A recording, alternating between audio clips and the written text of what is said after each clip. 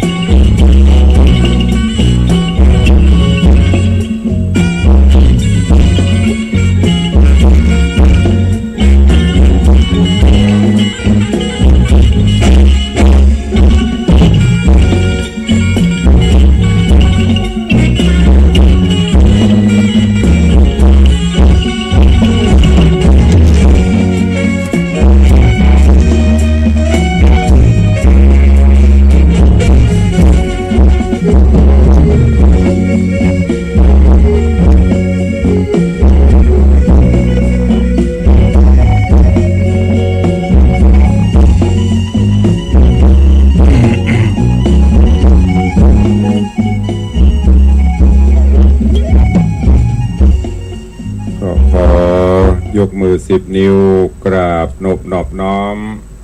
อย่างพระติรัตนแก้วเจ้าตั้งสามประการอันมีพระพุทธพระธรรมพระสงฆ์อันเป็นสรณะที่เปิงที่เคารพนับถืออันสูงสุดในชีวิตกราบคารวะแทบไตไวสาปุญญาปาลมีธรรมพระมหาเถรานุเถระเจ้าคณะพระสังฆาธิการภิกขุสงฆ์สามเณรจุตนจุองค์ด้วยความเคารพขอเจริญสุขเจริญปอนปออกไม่ออกศรัทธานาบุญตินจองห้องวัดจุหนุ่มเท่าใจยิงก็ขอน้อมต้อนรับทุกท่านเข้าสู่รายการมรดกธรรมกำเมือง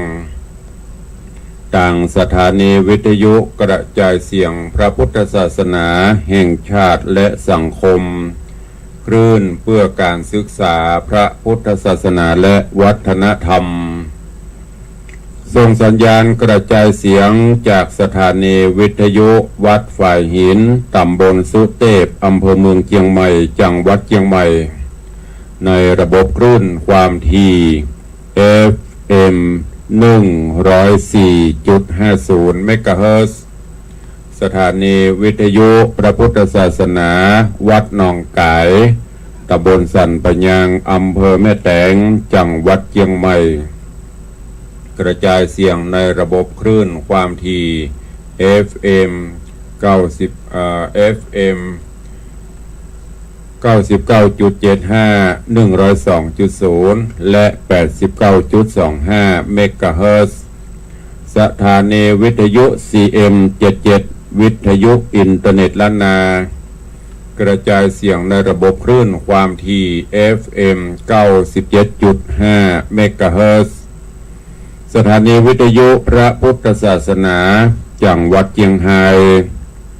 ส่งสัญญาณกระจายเสียงจากดอยม่อนจำปีวัดพระแก้วจังหวัดเชียงรายในระบบคลื่นความถี่ FM 99.50 เมกะเฮิรตซ์สถานีวิทยุคลื่นพระพุทธศาสนาและจริยธรรม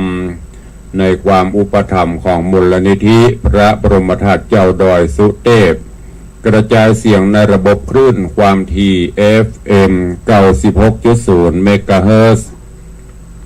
ตลอดจนวิทยุชุมชนเสียงตามสายห่อกระจายข่าวตามวัดตามวาตามหมู่บ้านต่างๆพร้อมกันนี้ยกมือ10 นิ้วกราบถวายการต้อนรับและเจริญพรต้อนรับครูบาอาจารย์ภิกษุสงฆ์สามเณรพอออกไม่ออกศรัทธานาบุญที่ได้ติดตามรับชมรับฟังการไลฟ์สดต่างสถานีมรดกธรรมวัดวังสิงคำต่างทีวีของวัดฝ่ายหินตลอดจนต่างเฟซบุ๊กไลฟ์ของ104ธรรมะไขเครียดของวัดฝ่ายหินแล้วก็ต่าง YouTubeตลอดจนตามหน้าจอ Facebook ไลฟ์ของญาติธรรม FC แฟนรายการทุกรูปทุกท่านที่ได้เข้ามาแล้วก็เมตตาได้กดแชร์บุญแชร์เสียงธรรมแชร์สิ่งดีๆสู่เพื่อนๆในกลุ่มของเฮาเด้อไผที่เข้ามาแล้วบ่ว่าจะเป็นตุเจ้าพระเนรบ่ว่าจะเป็นปอออกไม่ออกศรัทธาขอเมตตาทุกท่านได้กดแชร์อยู่มุมทางซ้ายมือทางลุ่มสระแอชอช้างรอเรือกลันอ่านว่าแชร์เอานิ้วน้อยๆงามๆไปกดตัดที่หันเนอะกดแปะเดี๋ยวมันก็จะไปตามกลุ่มของเพื่อนๆจะได้ยินเสียงธรรมกันอย่างทั่วถึงรายการนี้ดำเนินโดยกล่าวกับผมอาตมภาพพระครูวิสิทธิ์ศรีลาภรณ์เจ้าคณะตำบลป่าแดดเจ้าอาวาสวัดวังสิงคำตำบลป่าแดดอำเภอเมืองจังหวัดเชียงใหม่หรือที่ญาติโยม FC ตั้งสัญญานามว่าตุ๊กลุงในวังจะได้น้อมนำเอาเสียงธรรมะแบบบักเก่าประเดิมโบราณมาเทศนาฮือได้รับฟังกันเป็นประจำละตั้งแต่นี้ไป สถานการณ์สภาวะการต่างๆก็เริ่มเบาบางลงไปพ้องก็จะได้มาพบมาปะกับครูบาอาจารย์พบปะกับ FC อีป่อยแม่เฮาเป็นประจำเนอะปะกันวันนี้อากาศสดชื่น อากาศสดชื่นแจ่มใสเย็นสบายเนื่องจากพระพิรุณฝนฟ้าโปรยปลายมาในช่วงนี้โอ้หนาแน่นตั้งแต่วันอาสาฬหบูชาหรือว่าวันเข้าพรรษาของพี่น้องศรัทธาประมาณ7 โมงปลายเกือบจะ8 โมงปุ๊บโตทะทังหลั่งลงมาแล้วก็กินข้าวน้ำข้าวงานกับโลงแหมสลับไปย่างไปสกรรมตกแหมมาจนถึงบัดนี้ก็ยังสุยอยู่แต่คืนนี้ก็ตกเป็น5ก็เป็นสิ่งบ่งบอกว่าเข้าสู่ช่วงฤดูฝนเต็มเพราะว่ากลางภาษานี่ฝนจะตกคนเฒ่าคนแก่มาฟังน้ำฟังธรรมอากาศเย็นสบายฝนตกสู่ฟังธรรมไปตัวมันเปิงเนาะกลางภาษาแห้งแก๊กแดกนี่โอ้บะอะละเนอะปีนี้ฟ้าฝนก็มาก่อนเข้าภาษาก็ตกหนักมาจนกระทั่งถึงบัดนี้ก็ลวดแสดงความเป็นห่วงพี่น้องที่อยู่ใกล้เขาใกล้ดอยเนอะก็พยายามระวังน้ำป่าไหลหลากหรือใกล้แม่น้ำลำคลองอย่างแผ่ที่อยู่ใกล้น้ำปิงนี่ก็เหมือนกันจะไปประมาทเก็บข้าวเก็บขอบเก็บครัวเอาไว้ที่สูงไว้ก่อนปลอดภัยไว้ก่อนเพื่อมันมาน้ำธรรมชาตินี่มันมาโวยถ้ามันมาแล้วจะเอาบัตันเนอะเก็บกวาดเก็บไว้ที่สูงไว้ก่อนเพื่อความปลอดภัยตุลุงก็เป็นห่วงบ่ออกไม่ออกสถานบุญก็ขอปรารถนาอย่าให้ได้มีเหตุการณ์ใดๆเกิดขึ้นในช่วงฤดูฝนเนอะ วันนี้ก่อนที่จะได้เทศนาธรรมก็ตักตายครูบาอาจารย์พี่น้องญาติโยมศรัทธาก่อนเนาะแล้วก็เดี๋ยวเขาก็ค่อยมาฟังน้ำฟังธรรมกันวันนี้ก็มีครูบาอาจารย์ญาติโยมศรัทธามากันหลวงหลายเจริญปอนคุณโยมสรินทิพย์บุญเลิศเนอะน้อมกราบไหว้สาเจ้าสาธุเจริญปอนเจริญปอนโยมปินันล่าหรือว่าปินันจรันปิยจันทร์กราบไหว้สาครับตุลุงสาธุเจริญปอนเจริญปอนคุณโยมทองคำทิบงคำกราบไหว้สาเจ้าสาธุเจ้าฝนตกอยู่เจ้า เย็นสบายฟังตุลุงไปตัวเนี่ยกินเนี่ยว่าไปตัวเด้อเจริญปอนพี่หมอมัฒนามพันกราบไหว้สาเจ้าหลวงพ่อทำพระครูสาธุเจริญปอนเนอะเขาเจริญปอนคุณโยมจารุวันทองสุขกราบไหว้สาเจ้าสาธุเจริญปอนเจริญปอนโยมแม่จันดีวิสุทธินันท์กราบไหว้สาเจ้าสาธุเหมือนกันเนอะแม่เนอะฝนตกตั้งเจดีถ้าจะม่วนเจริญปอนพ่อเลี้ยงสุรพงษ์บุญ5กราบไหว้สาครับเจริญปอนพ่อเลี้ยงเหมือนกันเนอะตั้งโดยรอตั้งจอมต้องฝนถ้าจะตกอยู่เนาะเจริญปอน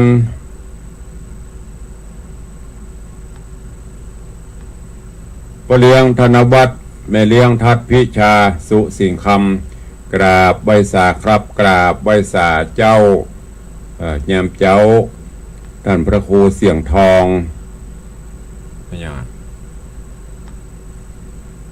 ขวัญใจญาติโยมศรัทธาจะได้เข้าภาษาแล้วตุลุงจะได้ไหว้สาบุญบารมีคุ้มครองสาธุเนอะปเลี้ยงเนอะเช่นเดียวกันบุญกุศลปิกไปปกปักรักษาถึง2ฮืออยู่ดีมีสุขเหมือนกันเดี๋ยวเพิ่นเก่งแล้วเนอะปเลี้ยงมาเลี้ยงส่งรูปเข้ามาปิ้งป้องสาธุตัวเจริญปอนคุณโยมจันทรายแป้งหลวงกราบไหว้สาเจ้าสาธุน้อมกราบถวายความเคารพหลวงพ่อท่านพระครูสถิตเจติยรักษ์เนอะหลวงพ่อท่านเจ้าคณะตำบลแม่แฝกเจ้าอาวาสวัดเจดีย์แม่ครัวสาธุเจริญปอนเจริญปอนคุณโยมลักษณะเกตดีก็กำลังเข้ามาชมแล้วก็มี โยมแม่ครูเหรียญทองจันทีชอบมาสุดท้ายป่นถ้าดิ้งให้ลำคาญตุลุงจมก็จะโทรก็โทรมาล่าป่นนะ วันนี้เจริญปอนยำเจ้าทุกคนนะส่วนพี่น้องตังสถานีวิทยุกำเดียวใต้รายการก้อยอู้ก้อยจ่ากัน เวลาวารีมิได้มีแต่คอยจะคอยใครเผลอแป๊บเดียวหมดเวลา18 นาที6 โมง 18 นาทีแล้วเนาะฟังน้ำฟังธรรมกันก่อนเด้อสุวรรณหอยสังล่ำดับล่ำดามาถึงยังผูกท่วนที่8ตอนที่1ผูกท่วนที่7มาถึงยังผูกท่วนที่7ตอนที่1หมดกันมี8ผูกใกล้จะอวสานแล้วเนอะตะวานี้ถึงตอนที่พญาพรหมทัตป่อของสุวรรณหอยสังแล้วก็เป็นถ้าเป็นกำเมืองเขาเปิดกับห้องเป็นสามีของจันตาหลังจากที่ทราบข่าวความเคลื่อนไหวต่างๆและได้กึศได้เป็นห้องอย่างนี้ได้สำนึกผิดที่ได้ไล่ลูกไล่เมียออกบ้านออกจองเพราะแห่งประการหนึ่งมันก็เป็นโดยบุพกรรมวิบากของเปิ้นตอนนี้ก็ได้สำนึกผิดไปทูลเจิญเอามเหสีหลวงคือจันตาตลอดจนสุวรรณหอยสังเบื่อปิดจะปิกเข้าบ้านเข้าเมืองเรื่องราวจะเป็นจะได้เจิญทุกท่านติดตามรับฟังพระสัทธรรมเทศนาปืนเมืองเหนือเรื่องสุวรรณหอยสังในผูกที่7ตอนที่1ณโอกาสบัดนี้ นะโมตัสสะภะคะวะโตอะระหะโตสัมมาสัมพุทธัสสะ ตังสุตวาพรหมาทัตโตนามราชาวตามิเทวิญาอโหสิติลำดับลำดาธรรมเทศนามาฮอดเข้ามาจอดตึงตันยังสุวรรณหอยสังผูกทวน7ปางเมื่อสมเด็จปิตุราชพร้อมโดยอำมาตย์เสนาและโยธามวลโมเข้าไปสู่ปุรีเมืองปาราณสีต้องเตศเพื่อเจิญนเรศนางเมืองกับสรีบุญเรืองแก่นไทยและองค์สะพายสุนิสาขึ้นสู่ปาราเมืองเก่าเป็นเจ้าเล่าปุรีกาละนอนเล่าบอกไกกาขอสุจนามวลโมอันยุธาดาฟังจงแต่งใจงามฟังหูทีก็จากหูตี้หันกองดังพระปองบอกกล่าวแจงออกข้าวในธรรม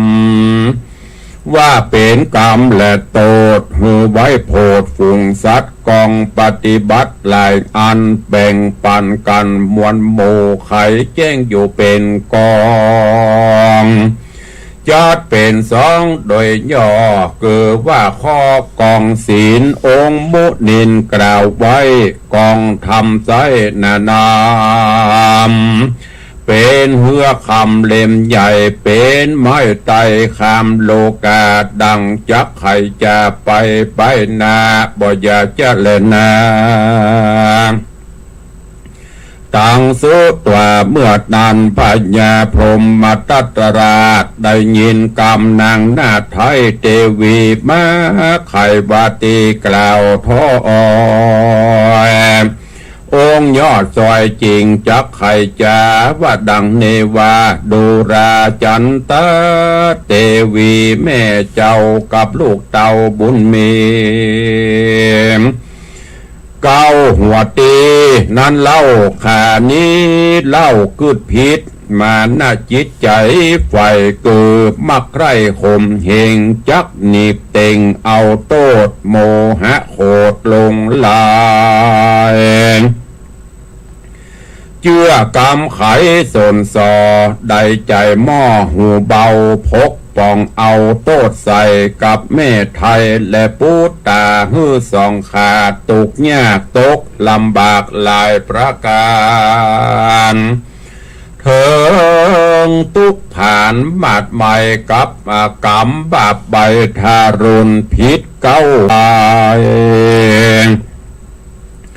กรรมอันใดล่วงแล้วขอเมียแก้วใจญาจุงกลับมาเป็นน้ำงามเลิศลำแสนไห้ตกดิ้นไหลหดหล่อหือขาป้อดิเลมส่วนองค์บุญมีหวยสั่งเจ้าขอลูกเต่ามาเป็นน้ำใสเย็นใจใครหดหล่อให้พิตามส่วนสูตรนิสาสาภายขอจงได้เป็นไม้ใต้สองต่างไปขอจงได้โพธพานีดังว่ารีบอกแก้วโหดหลอดแล้วตนราหือใจดีมาเดดเตอมหาสัตโตปิส่วนอันวาสุวรรณหวยสังเจ้ากอบหนอดเนาจันตาเตวีจริงแปลงใจดีกุดต่อยังกรรมอันปอดได้กระทำจักเป็นกรรมตัวสาเหตุโมหะใบปลายลางมีมืดเงางัง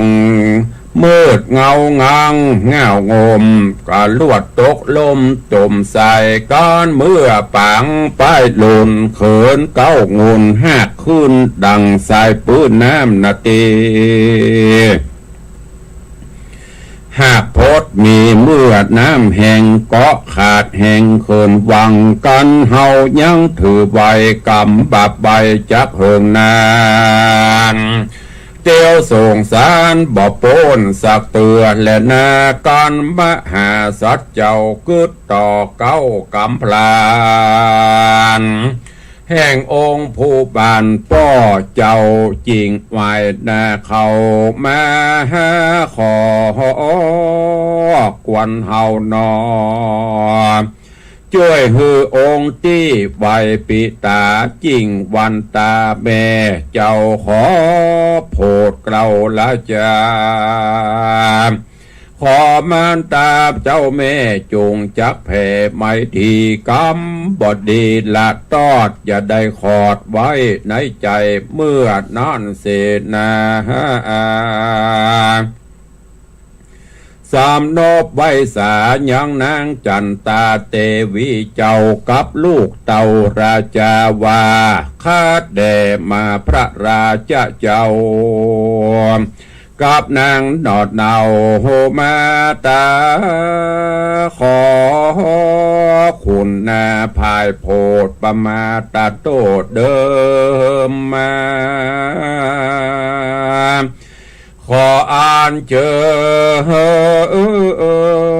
ญพระราชเจ้าไปเป็นเก้าประชาแตนปิตาเจ้าปอเพื่อโพดนอฟุงคนตีรัฐาโหนประเทศโหนดงเขตปุรีเมืองเก่าแดเตอะเมื่อนันคัตติญะตังสองกึดถึงกองแจ้งทีก็หูตีเป็นกรรมอันใดกระทำปางก่อนบดได้ผ่อนสูญเสียติดตามแต่แสงสวยฮือเกิดโดยตุกให้อันมิลายอันมีหลายหลากบุญก็มากเหมือนกันตัวมาตันเตื่อมตุ่มปกห่อหุ่มตัวตาลฮือได้หันจัดนี้บ่ซ่อนลีต่างน้อยหันตันใจต่อหน้าองค์เจ้าฟ้าตั้งสองคือบวชตองแม่เจ้าเอากับนอดเนาสุวรรณรำเปิงหันหูแน่ว่าเป็นแต่กำลังได้มาปังต้องสอบใส่ฮือฮ้อนให้ลายอัน ปัจจุบันหายเสียงหมดเลี้ยนเกลียงใส่ดีกวนคัดสีปัดเป่ากำจัดเผาภัยมานในสันดานฮือออกอย่าฮือปอกกะแย่มือนานมหาสัจจะเอาพระนอดเดาสุวรรณจริงหับกรรมนิมนต์แห่งจอมวงป้อเจ้าแล้วจวนลูกเต่าน้อยราชเสด็จอยู่ระญาติเมืองพระบนเรืองปาลานาเสจริงได้มีองค์การจัดสั่งเฮอแต่งตั้งเสนาไปตกแต่งดาเครื่องงาตั้งเสื้อผ้าอาภรณ์ชาติปวรประเสริฐปัดบาปัดเฝ้าเลิศจะหมอปัดเงาเลิศจะปัดเงาเลิศจะมอนเครื่องนุ่งนอนบริโภคเครื่องยองโลกวันทะโนง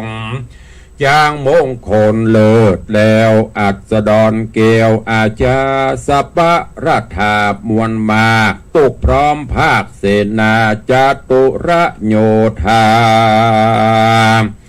ต้องสีเลือกจางตี้มงคลกำโนดตนเที่ยงแต่หากมาแต่ละตังหากมาแต่มาตังคะในรัฐประเทศอายุเขตทลามตัวดีงามองค์อาจขจัดราชศัตรูประดับดูวิลาศพวงคำขาดเจียงคานฮือเป็นยานนำเจ้าฟ้าองค์นอดลาพุทธากุญจะลาไปสารตั้งโดงคานเอกอังมาแต่จ้างจัดทันมีผิวพันธ์ผ่องแผ้วเหมือนดั่งแก้วเงินยวงจ้างมงคลวิเศษฮือแก้วเกตราชธิดาขี่ไปนาตองเต้าส่วนแม่เจ้าจันตะเตวีเอาจางดีแต่กาเอาขกูลเจ้าหัตถีตัวงามดีบ่เศร้าฮือแม่เจ้า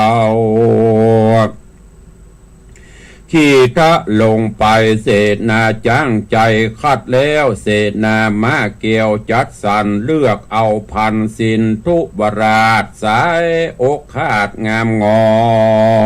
นอ่านคำหมอนตังไว้ทัดนานใส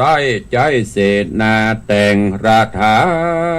ใจจากเครื่องศึกราชันชายธนูไฟสินาดนาไม้ปาดปืนยาตั้งเศษนาเตียวตีนตามนารินเจ้าจ้างตกแต่งหังอาสาฝูงโยธาแก้วกระแห่งเจ้าฟ้าสามมนฮือแต่งปนโยธากนาแสนหกเบินแล้วย่อยกยืนขอถวายแก่พระบุญภายเลิศแล้วอันเป็นเคยเกลราชาพร้อมด้วยวัฏาเสื้อผ้าตั้งเครื่องงาอาภรณ์เครื่องนุ่งนอนอุปโภคโป่งปานโจกเงินทองสมบัติกองลานโกดประธานโสดราชาการตามดาแต่งแล้วเจ้าโอดนอแก้วปุเลเฮก็ฮือตียังกองเอินเป่าประกาศข่าวกันไปเพรีใจตังคตะดังตะต้วนเสียงก้องม่วนปุ่นฟังตัวเวียงวังประเทศว่าเจ้าจอมเกตหอยสาง จากคืนยังประเทศสู่แดนดาวเขตเมืองพรหมตตนครกันภูทรตนป้อเพื่อเปกับภูทรตนป้อเพื่อเป็นเก้าแก่ประจากาละนั่นนาฝูงไพรฟ้าจุมคนในรัฐะหนแห่งห้องคงเขตตองเมืองปาลาหัวว่าตนพญาต้านเจ้าจากไต่เต้าจากเมืองไปกับหนอไทยรถจนาพร้อมโดยมาตาจริงเอากันมาตุกหอกวันตกวันออกหนไตหนเหนือมาโจดเจือพร้อมนาเปือไว้เจ้าฟ้าองค์ตอมถ้าไหวเข้าของแก่แม่เจ้ามีมากเล่านำนาเถิงวันมหาลาภาใจโจกอุตตมโยกุลคงว่ายืนยงวิเศษโลกเฉดอโนโหโอทายวันเมงก็แม่มดสาย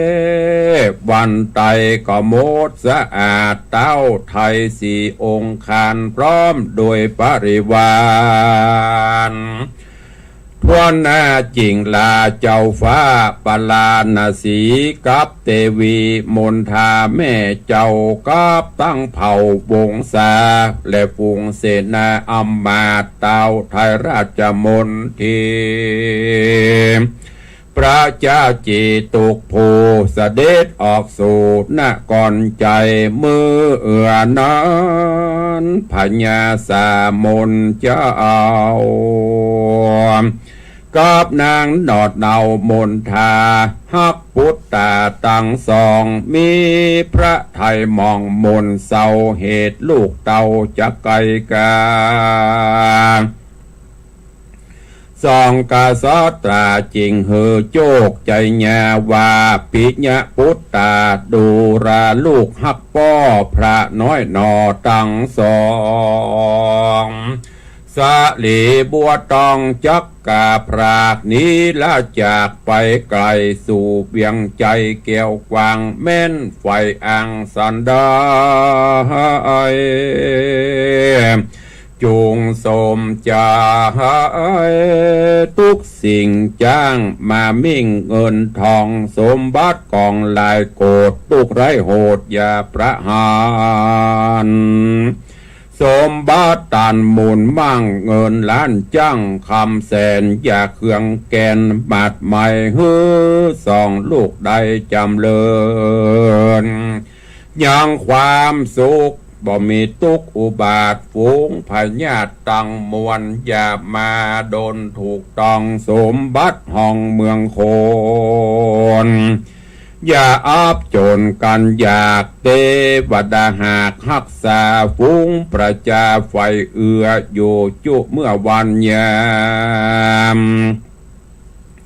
สมดังความมุ่งหมายขอลูกนายป้อข้าเจ้านอดลาตั้งสองดังใจปอง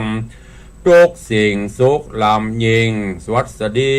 จุงจักมีเตี้ยงแต่ดังกูพ่อแม่ปันปอนบ่อยาจะเล่นนา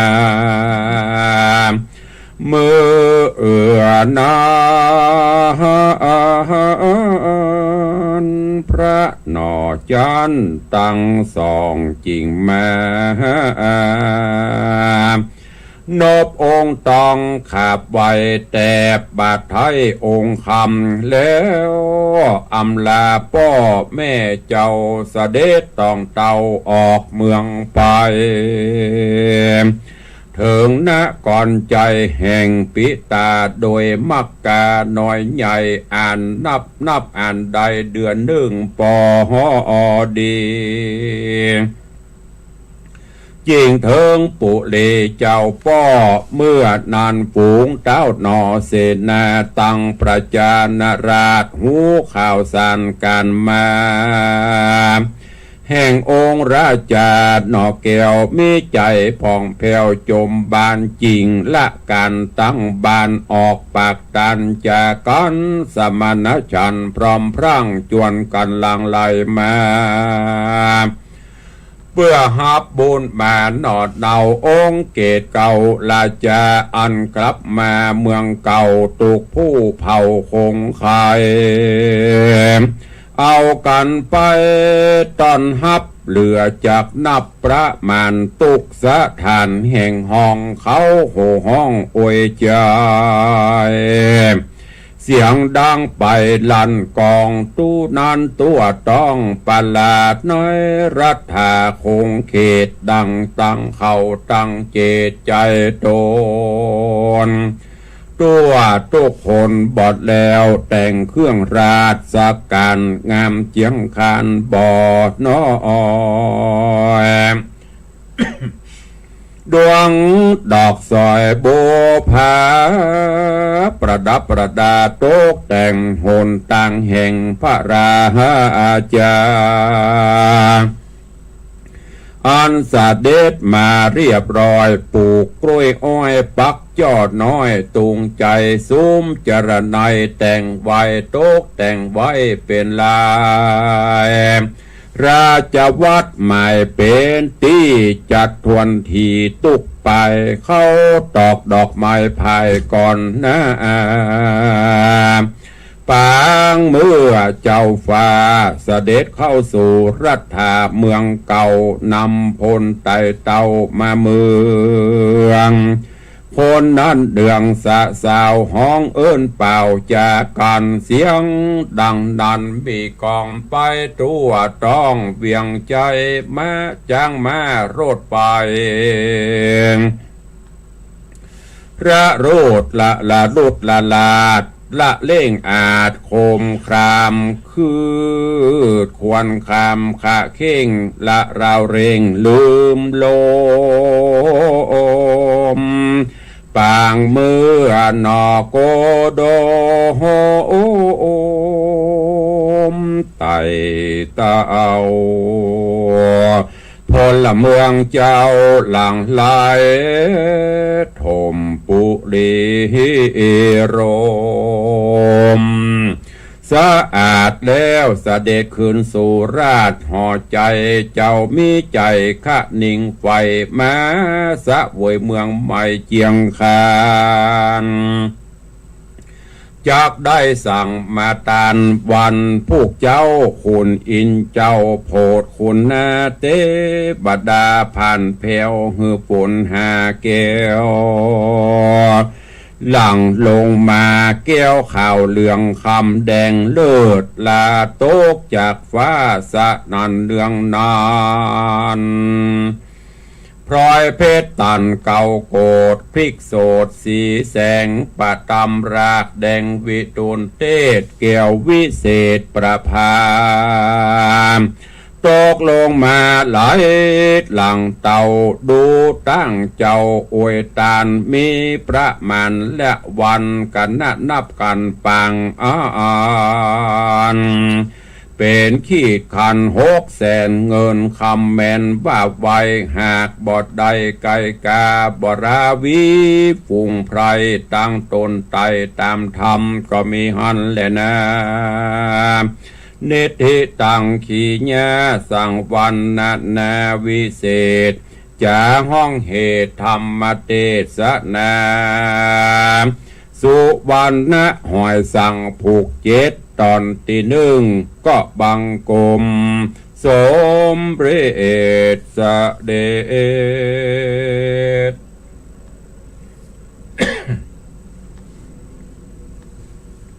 ก็จบไปแห่มตอน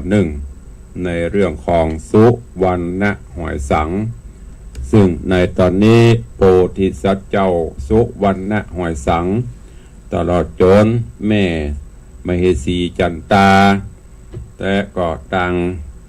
เมียก็คือรจนาหลังจากที่ป่อพญาเมืองพรหมทัตหรือว่าพญาพรหมทัตอันเป็นป่อไทยได้มาพร้อมตึงเสนาอำมาตย์ มากราบขอทูลเจิญเสด็จปิกบ้านปิกจองไปปกครองบ้านปกครองเมืองพรหมทัตแดนป่อเมื่อก่อนที่จะฮับขันเพิ่นก็มีการต่อว่าต่อขานกันโดยเฉพาะมเหสีจันตาโดยความตีกับแค้นใจมาเมินเพราะถูกผัวก็คือพญาพรหมทัตพรักใสไล่ส่งใส่แปรไหลน้ำได้รับความทุกขเวทนาจนมาถึงบัดนี้ปนทุกข์ปนโศกละได้อยู่สบายละตังผัวเก่าคือพญาพรหมทัตก็มาขอนางก็ต่อว่าต่อขานต่างๆนานาเหมือนกันแต่ว่าต่างพ่อพญาพรหมทัตก็ยอมรับน้อมรับผิดขอขมาละโทษที่ได้ลงผิดกึดผิดไปโดยขาดความใส่ใจขาดสติปัญญาไปที่แรกแม่พญาก็ยังน้อยเนื้อต่ำใจโพธิสัตว์เจ้าก็มาหันว่าคนเฮานั้นมันเป็นไปตามบุพกรรมเมื่อโปนขีดโปนกรรมไปมันก็จะดีขึ้นอันเนี้ยญาติโยมทั้งหลายการฮื้ออภัยการหูจักฮื้ออภัยกันนั่นแหละเป็นสิ่งที่ดีและก็เป็นคนห้องว่าเป็นธรรมทานที่ดีคืออภัยธรรมอภัยทานถ้าหากอย่างแม่มเหสีจันตาบ่ฮื้ออภัยก็จะไม่ได้มีโอกาสได้พบได้ปะกันและตรงกันข้ามพ่อพญาพรหมทัตเมื่อหูตัวว่าผิดก็ยอมรับผิดไปนี่แหละญาติโยมทั้งหลายถ้าสังคมตั้งแต่สถาบันครอบครัวเป็นต้นไปจนถึงประเทศชาติบ้านเมืองถ้าหูจักฮื้ออภัยซึ่งกันและกันแล้วโลกนี้ก็จะน่าอยู่ครอบครัวก็จะมีความสุขบุคคลใดก็ตามเมื่อทำผิดลงไปถ้าหูว่าตัวผิดก็ยอมรับผิดขออภัยกันเหียคนที่ถูกทำไปก็ฮื้ออภัยกันอันเนี้ยจะเป็นสังคมที่น่าอยู่แต่ตรงกันข้ามถ้าบ่หูจักฮื้ออภัยกันจองกรรมจองเวรกันไปมันก็จะตีตามไปทุกภพทุกชาติบ่หูจักจะสิ้นสุดได้ฉะนั้นญาติโยมทั้งหลายฟังแล้วก็แกะกรไกเอาแก่นสารสารธรรมน้อมนำไปคิดนำไปพิจารณาแล้วก็นำไปใช้ในการดำเนินชีวิตประจำวันเหมือนดังเฮาฟังธรรมเพิ่นจะบอกฟังแล้วฮือแกะฮือเก็บฮือกรฮือไกเอาเนื้ออันไหนที่มีสาระประโยชน์อย่างในกันเนี้ยใจความสำคัญก็คือการฮื้ออภัยรู้จักผิดรู้จักรับผิดชอบฮื้ออภัยซึ่งกันและกันไปครอบครัวนั้นก็จะมีความสุขบ้านเมืองก็จะมีความสุขประเทศชาติก็จะมีความสุขมีความเป็นอยู่ที่ดีขึ้นจึงขอฝากไว้กับอีพ่ออีแม่พ่อออกแม่ออกศรัทธานาบุญเฮาเนอตลอดจนลูกหลานตันเต้าเยาวชนคนดีตีฟังอยู่นี้ก็ขอให้ได้ปฏิบัติตนปฏิบัติตัวต่อพ่อต่อแม่ต่อผู้มีพระคุณให้ดีที่สุดที่เปิดได้กล่าวได้ตักได้เตือนไปก็ด้วยความหวังดีคันเฮาได้หันเป็นพิษได้ดุได้ด่าได้โจมได้แจ้งก็ฮื้อขอสู่มาคารวะคนเหียเนอขอสู่มาอภัยไปเพื่อชีวิตเฮาจะมีความรุ่งโรจน์โชติช่วงชัชวาลฝากไว้กับทุกท่านตัวเองเข้าสู่โหมดใต้รายการในวันนี้เหลือเวลาเหลือแถมน้อยก็จะหมดละเสี่ยงไปติ๊กไปจะได้นะหมดไปติ๊กจากวินาทีเป็นนาทีแล้วก็เป็นชั่วโมงเป็นวันเป็นเดือนไปก่อนที่จะได้อุจาประสานหน้าไมค์ก็ขออนุญาตได้ตักตายพี่น้องที่กำลังเข้ามาชมเนาะมีเจริญปอนโยมนวลศรีนวลศิริหินเขียวเจริญปอนโยมปีจัญญาฟองซักแล้วก็โยมตู่โยมสุรัตน์เสาคำไม่เลี้ยงดาวันคำวังกำลังเข้ามาชมเนาะเจริญปอนต้อนรับทุกท่านตัวเอง ที่ได้เข้ามาติดตามรับชมรับฟังเจริญปอนคุณโยมสั่งบานจันแก่นกันถ้าจำมาผิดก็ถ้าอ่านผิดสุมาเนอะยมปีอัญชลีคำกิติได้เข้ามาติดตามรับชมรับฟังกันต่างเฟซบุ๊กไลฟ์วันนี้ขออนุโมทนาบุญขอบคุณเนอะและขอประชาสัมพันธ์งานบุญงานวันรวมญาติที่จะมีขึ้นในวันต่างหน้านี้ นั่นก็คืองานทำบุญครบรอบอายุวัฒนมงคลครบรอบวันเกิดของตุลุงปีนี้เท่ามาแห่มปิงเสี่ยงไปแห่มปิงวันที่21 สิงหาคมที่จะถึงนี้เป็นวันครบรอบอายุวัฒนมงคล59 ปีเลขก็งามเนอะ5995อายุครบรอบ59 ปีก็ตามปกติตุลุงได้เอาวันที่21เป็นวันรวมญาติธรรม FC แฟนรายการทุกรายการที่ได้ดำเนินการมาก็น้อมเอิญเชิญชวนเนอะอยู่ที่ไหนตั้งใดว่างเว้นก็มาร่วมบุญกุศลสืบโพลาจัตตาหลวงด้วยกันปีหนึ่งเขาทำครั้งหนึ่งต่ออายุต่อบุญต่อกุศลด้วยกันใครจะร่วมเป็นเจ้าภาพสังฆทานถวายพระเจ้าพระสงฆ์ใครจะร่วมเป็นเจ้าภาพโฮงทานข้าวน้ำโภชนะอาหารโฮงทานน้ำดื่มผลหมากหลากไม้ก็แจ้งเข้ามาได้เนอะตั้งแต่บัดนี้เป็นต้นไปเพราะเหลือเวลาก็น้อยเดียวเวลาก็เสี่ยงไปติ๊กๆละ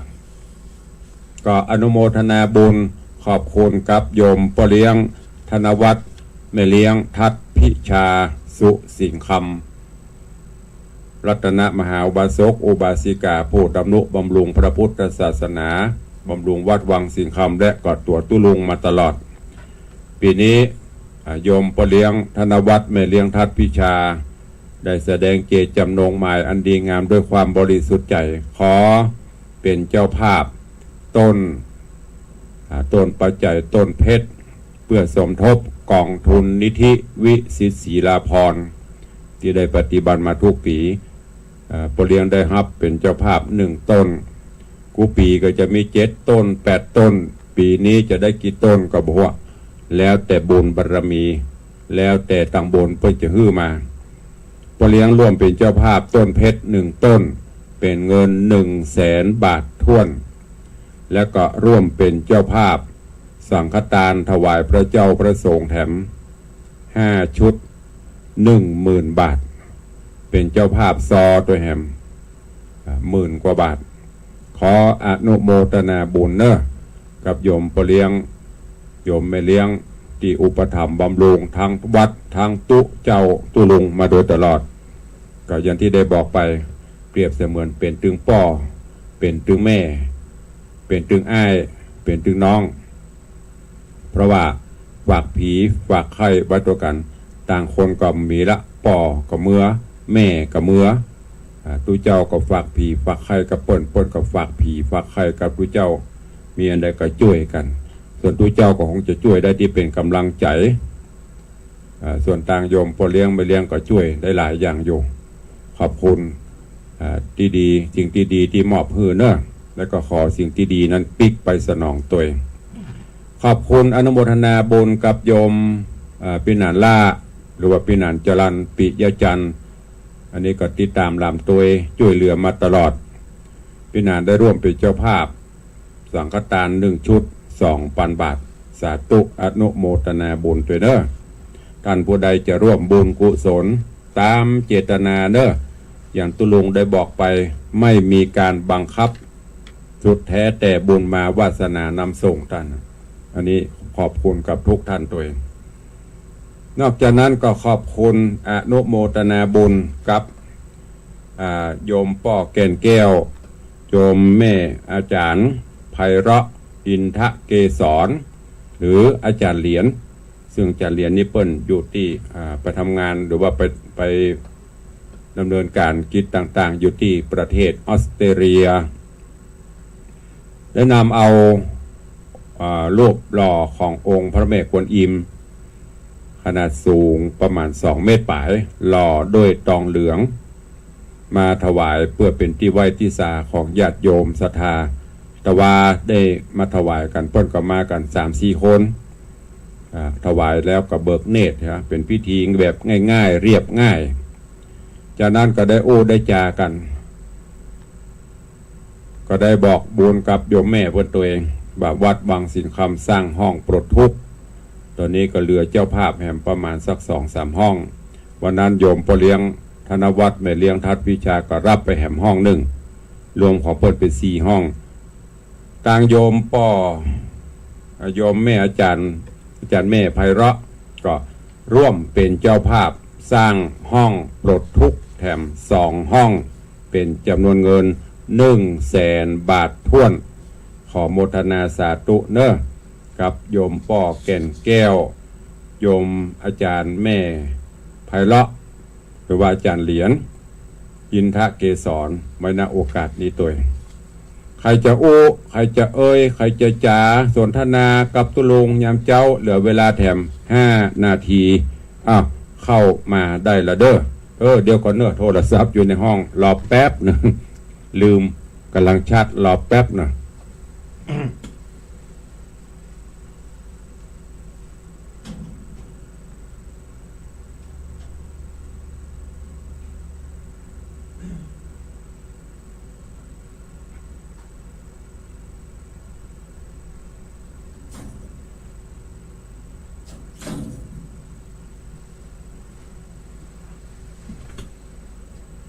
เข้ามาได้ใครจะตัวตู้ลง081-783-6540 นาทีทองสุดท้าย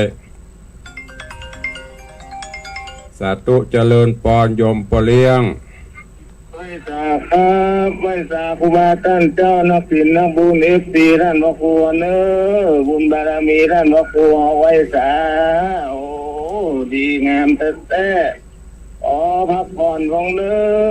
ดูแลสุขภาพโดยทำมันอย่างสำเร็จรุ่ล่วงเวทีทุกสิ่งทุกอย่างครับและอย่าเพิ่งสบายใจก็ละสาธุเนออนุโมทนาแก่เจ้าสามประการเนอแฝงพระครูเนอสาธุ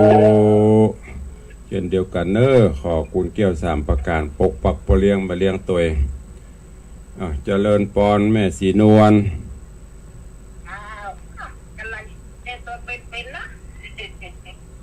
อะไรยัง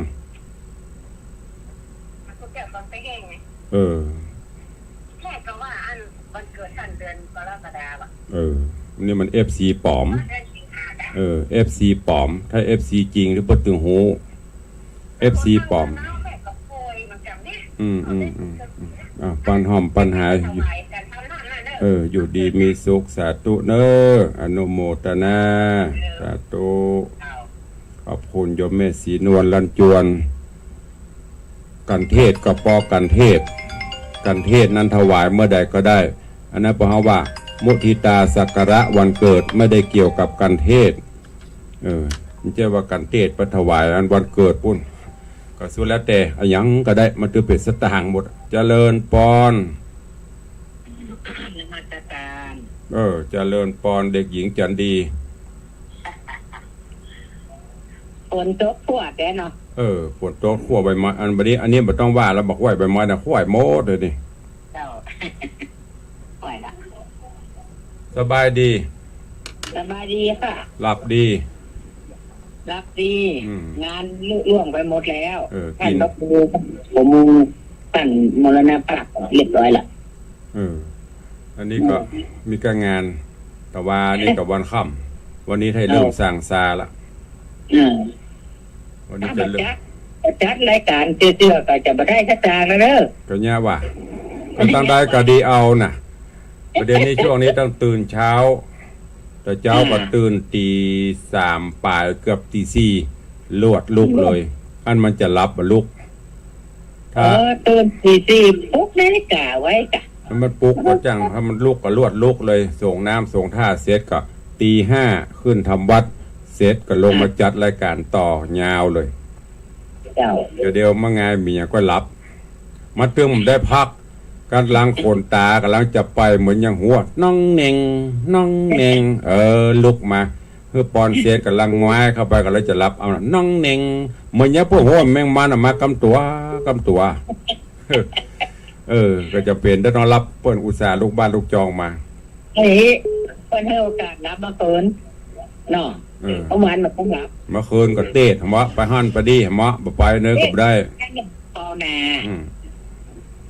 ตะปอเตอะไปเตอะอันเตะนั่นนะนั่นนะมันซอกผมได้ก็เลี้ยงนะตั้งเหือเสียงทองนั่นบ่ได้อยู่บ่ได้ยางเลยสาธุกับแม่เด้อการเจ้าเข้าใจหอมบ่เด้อใกล้แล้วนะ21นี่ล่ะสาธุบุญรักษาขอบคุณโยมแม่จันดีวิสุทธินานเจริญพรตัวสักการเจ้าค่ะหนูก็มาแต่งยังฟังและเป็นกำลังใจให้ท่านอยู่นะเจ้าแล้วกำลังใจวันเกิดนี้เตรียมไว้กี่หมื่นละเจ้าโอ้กำลังว่าได้ไปสักวันกะค่ะเพิ่นไม่ได้ถามว่ามาบ่มาก็ถามว่าเตรียมไว้กี่หมื่นตอบคำถามให้ตรงประเด็นค่ะเดี๋ยวก็จะจมไว้พงเนาะก็ละ3 บาทเนาะสาธุอนุโมทนาบุญเนอจะเริ่มก่อนขอบคุณกับโยมตังหนองกอก FC แฟนรายการตึงภาคบ่ายตึงภาคเจ้าใครจะโอ้โตยเข้ามาเด้อเหลือเวลา1 นาทีทองสุดท้ายตังหน้าจอ Facebook ก็หลายเนาะอนุโมทนากับทุกท่านเด้อที่เข้ามาติดตามรับชมรับฟังโยมตู่ก็ฝากด้วยเด้อโยมตู่โยมสุรัตน์เสาคำวิเวกวรรณารามโยมเพชรก็มาหับต้นเพชรสักต้นเนอะสมชื่อนะโยมเพชรร่วมทำบุญต้นเพชร1 ต้น 100,000 บาทอีโมทนาสาธุนะมีแล้วเนาะมีก็จะได้ลากันแล้วเด้อเอาละเวลาก็หมดเวลาพอดีเหมาะควรแก่เวลาวันนี้ก็ขอนำรายการจากครูบาอาจารย์ท่านเจ้าพี่น้องญาติโยมศรัทธาไปก่อนเนาะปะกันใหม่วันต่อไปเนอะก็ขอความสุขสวัสดีจุงบังเกิดมีกับครูบาอาจารย์พอออกไม่ออกศรัทธานาบุญกูขนเนอะท่านทั้งหลายมีความคิดปรารถนาสิ่งใดก็ขอให้สมดังความมุ่งมั่นปรารถนาวันนี้